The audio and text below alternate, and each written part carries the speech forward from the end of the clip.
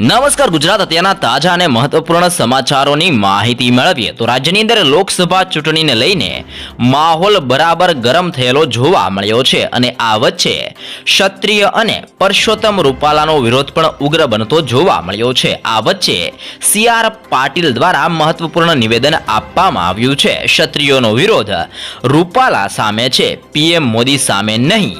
સમગ્ર દેશની અંદર ચૂંટણીનો માહોલ બરાબર જામેલો જોવા મળ્યો છે, જેમાં ગુજરાતની અંદર ચૂંટણી પ્રચાર દરમિયાન રૂપાલાએ આપેલા વિવાદિત નિવેદનના પગલે હાલ સમગ્ર રાજ્યની અંદર રાજકીય વાતાવરણ ગરમ થયેલું જોવા મળ્યું છે। રૂપાલાના નિવેદનના કારણે ક્ષત્રિય સમાજ આકરા પાણીએ જોવા મળ્યો છે અને પરિણામે હવે ક્ષત્રિયોનું આંદોલન રૂપાલા પૂરતું નહીં પરંતુ ભાજપ વિરુદ્ધ શરૂ થયું હોય તેવું પણ ચિત્ર અત્યારે ઉપસી આવતા ભાજપના ટોચના નેતાઓ ક્ષત્રિય સમાજના આગેવાનો સાથે ડેમેજ કંટ્રોલ માટે બેઠકો કરી રહ્યા છે। ત્યારે આજે CR પાટીલે એક પ્રેસ કોન્ફરન્સ કરીને ક્ષત્રિય સમાજ ભાજપને ટેકો આપશે તેવું પણ નિવેદન આપ્યું હતું। નવસારીના ક્ષત્રિય સમાજના આગેવાનોએ ભાજપના પ્રદેશ પ્રમુખને પોતાનું સમર્થન જાહેર કર્યું છે। ક્ષત્રિય સમાજે ભાજપ સાથે કોઈ પણ પ્રકારનો વિરોધ ન હોવાની વાત કરી ક્ષત્રિય સમાજના આગેવાનોએ આજે સુરત ખાતે ભાજપના પ્રદેશ અધ્યક્ષ CR પાટીલની કાર્યાલય ખાતે એકઠા થઈને ભાજપ પ્રદેશ પ્રમુખ અને વડાપ્રધાન નરેન્દ્ર મોદી તેમજ ભાજપને પોતાનું સમર્થન જાહેર કર્યું હતું। મહત્વની વાત તો એ કહી શકાય કે એક તરફ રૂપાલાને લઈને ક્ષત્રિય સમાજની અંદર રોષનો માહોલ જોવા મળ્યો છે, તો બીજી તરફ નવસારીના ક્ષત્રિય સમાજના આગેવાનોએ જણાવ્યું હતું કે તેમને રોષ છે તે માત્ર રૂપાલા સુધી સીમિત છે।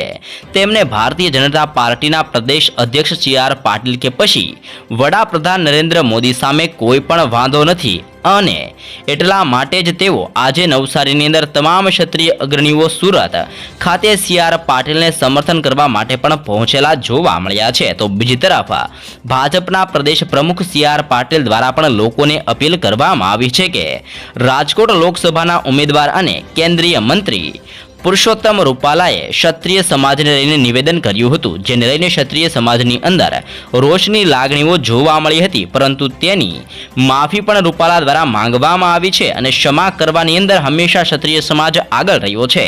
પોતાના શરણે આવેલા વ્યક્તિને રક્ષણ કરવાની અંદર પોતાના જીવની આહુતિ આપી દીધી હોવાના પણ દાખલા ક્ષત્રિય સમાજની અંદર જોવા મળી રહ્યા છે અને એટલા માટે જ આજે ક્ષત્રિય સમાજના અગ્રણીઓ ભાજપને સમર્થન આપવા માટે પહોંચેલા જોવા મળ્યા છે, જેવું પણ મોટું નિવેદન CR પાટીલ દ્વારા આપવામાં આવ્યું છે। તો બીજી તરફ ક્ષત્રિય સમાજે ભાજપ વિરુદ્ધ પોતાનું આંદોલન પાર્ટ 2 શરૂ કરી દીધું છે। દેવસ્થાનોથી નીકળેલા તેમના ધર્મરથ નીકળી પડેલો જોવા મળ્યો છે। આ રથ વિવિધ વિસ્તારોની અંદર ફરી અને ભાજપ વિરુદ્ધ મતદાન માટે અપીલ કરશે।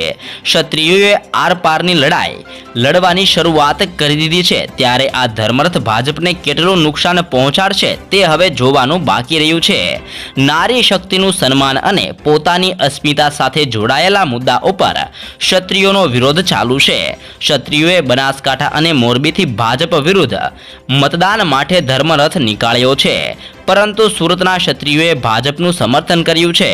દક્ષિણ ગુજરાતના 108 ક્ષત્રિય સમાજે પ્રદેશ ભાજપ પ્રમુખની હાજરીની અંદર રૂપાલાનો વિરોધ કર્યો, પરંતુ ભાજપનું સમર્થન પણ કર્યું। પ્રદેશ ભાજપ પ્રમુખની હાજરીમાં દક્ષિણ ગુજરાતના ક્ષત્રિય સમાજે ભાજપનું સમર્થન કર્યું છે।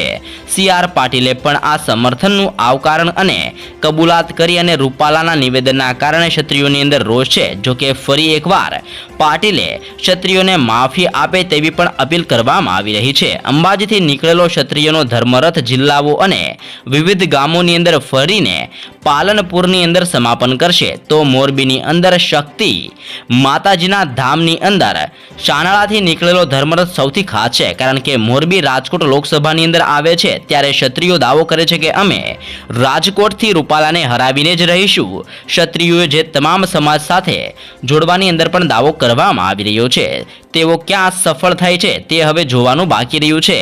મોરબીની અંદર મુસ્લિમ સમાજને પાટીદાર સમાજના અગ્રણીઓ ક્ષત્રિયોને સમર્થન કરતા પણ જોવા મળ્યા છે। એક તરફ ક્ષત્રિયો ધર્મરથના માધ્યમથી ભાજપ વિરુદ્ધ મતદાન કરવા માટે ખુલ્લીને પડકાર ફેંકી રહ્યા છે, પરંતુ અંબાજીથી ધર્મરથ શરૂ થયો ત્યારે દાતાના રાજવી રિદ્ધિરાજસિંહ પરમારે ક્ષત્રિય સમાજની અલગ પોતાનો મત રાખ્યો છે. તેમણે સ્પષ્ટ કહ્યું છે કે કોને મત આપવો તે પોતાનો અધિકાર છે. ક્ષત્રિયોના વિરોધ વચ્ચે દક્ષિણ ગુજરાતની અંદર ક્ષત્રિય સમાજનું પણ ભાજપને સમર્થન આપવામાં આવ્યું છે. તો દાતાના રાજવી પહેલેથી જ રૂપાલાને માફ કરી દેવાના મનમાં હોય તેવું પણ હાલ જોવા મળ્યું છે. ત્યારે હવે આગામી સમયની અંદર જોવાનું એ રહ્યું છે કે ધર્મરથના માધ્યમથી ક્ષત્રિયો ભાજપને કેટલું નુકસાન પહોંચાડી શકે છે ને આ સીટ ઉપર હવે કોની જીત અને કોની હાર થાય છે તે જ હવે મિત્રો જોવાનું બાકી રહ્યું છે.